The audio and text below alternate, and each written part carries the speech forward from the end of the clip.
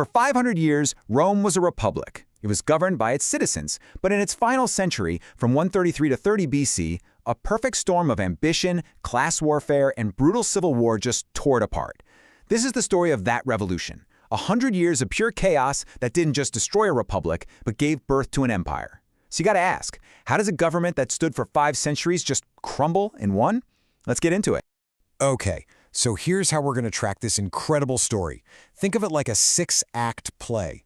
We'll start with the first cracks in the foundation, then see how popular heroes got replaced by warlords. We'll pinpoint that exact moment of no return with Julius Caesar, witness the Republic's dramatic end, and finally, watch as the very first emperor rises from the ashes. So where does a story like this even begin? Well, it's not with some huge epic battle. Nope. It starts with a deep, simmering injustice felt by the common people of Rome. You know, the soldiers and the farmers who were literally the backbone of the Republic. This quote from a politician named Tiberius Gracchus just hits the nail on the head. I mean, think about that for a second. Roman soldiers are out there conquering the known world for the Republic, but when they finally come home, they don't even own a tiny patch of dirt. All that new land, all that wealth was being scooped up by a tiny, super-rich elite. This wasn't just unfair, it was a ticking time bomb. So the first real challenge to this broken system came from 2 brothers, Tiberius and Gaius Gracchus. They decided to stand up and fight for the people against the all-powerful Roman Senate. And right here, this is the fundamental fight that defines the entire century. On one side, you've got the common people, just demanding their fair share. And on the other, you have the Senate, basically a club of wealthy aristocrats who are absolutely determined to protect their power and their money, no matter the cost. So, Tiberius Gracchus tries to do things the right way. He uses the law, he proposes giving public land back to the poor. And what was the Senate's response? They formed a mob and clubbed him to death right there in the street. 10 years later, his brother Gaius tries to pick up the torch, and he gets killed too. The message couldn't have been clearer. Reform was off the table. This, right here, is the real turning point. By resorting to murder, the Senate completely shattered the rules of Roman politics. They basically told the people, your votes don't matter, your laws can be ignored, and if we don't like your leaders, we'll just kill them. They thought they were crushing a threat, but what they actually did was open the floodgates to a century of civil war. And the people? Well, they learned the Senate's lesson, all right? If politics was going to be a street fight, then they needed a champion who could actually fight back. So they stopped looking for politicians and started looking for generals. And this is where the armies march into politics, and things get really crazy really fast. This brings us to 2 guys who pretty much define this new bloody era, Marius and Sulla. Marius, a man of the people, made a totally revolutionary change. He let poor, landless citizens become professional soldiers. This created these powerful, tough armies. But here's the catch. Their loyalty wasn't to Rome. It was to the general who paid them. On the other side, you had Sulla, the Senate's guy. And when things didn't go his way politically, Sulla did the unthinkable. He marched his own army on Rome.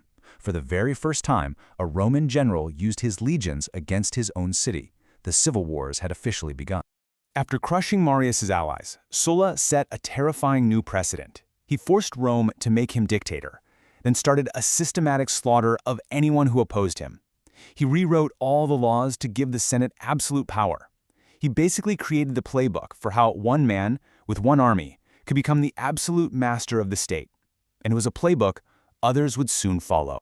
Yeah, Sulla's bloody blueprint for grabbing power wasn't going to be forgotten. In fact, it was about to be perfected by the next generation. This brings us to the final showdown, a clash between 2 of Rome's greatest generals for control of a republic that was already on life support, Pompey and Julius Caesar. And there he is, Julius Caesar. Now get this, as Marius's nephew, he barely escaped Sulla's death lists when he was a young man. He saw exactly how Marius failed, and he saw exactly how Sulla succeeded.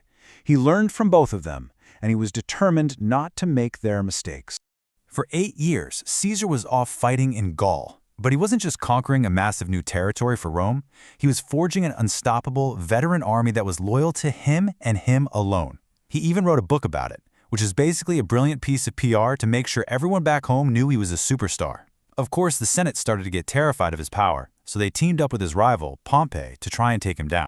So the confrontation finally came. The Senate, with Pompey at its back, gave Caesar an ultimatum.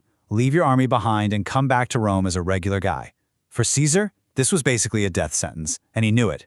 He had a choice to make, and the fate of the entire Roman world was hanging in the balance. He crossed the Rubicon River and marched his army toward Rome. This was an act of treason, an open declaration of war. As Caesar himself famously said, the die is cast. There was absolutely no turning back now.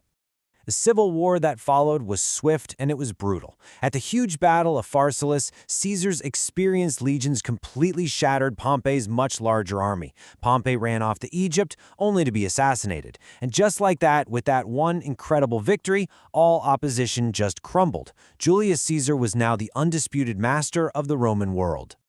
With all his rivals gone, Caesar came back to Rome not as a general, but as its sole ruler. The Republic still existed, but only in name. Caesar was made dictator for life. He launched this whirlwind of reforms, fixing the corrupt government, starting huge building projects, even creating the modern calendar we still basically use today. He was building the Roman Empire in everything but name. He was a king in all but his title. And for some Romans, that was just unforgivable. Now this is fascinating. This coin was actually propaganda, minted by Caesar's assassins. It proudly shows the 2 daggers they used to kill him and this thing called a cap of liberty, basically celebrating his murder on the Ides of March as an act that had freed Rome from a tyrant. But the assassins were tragically wrong. They thought that by killing the man, they could kill the idea of one-man rule. The hard truth was, the republic they thought they were saving was already a ghost. A century of civil war had made it impossible to go back. Killing Caesar didn't save the republic. It just kicked off the next and final civil war. Caesar's death left a massive power vacuum, and 2 men stepped up to fill it. His best general, Mark Antony, and his completely unknown 18-year-old grandnephew and adopted son, a kid named Octavian. Everybody underestimated the teenager. Big mistake.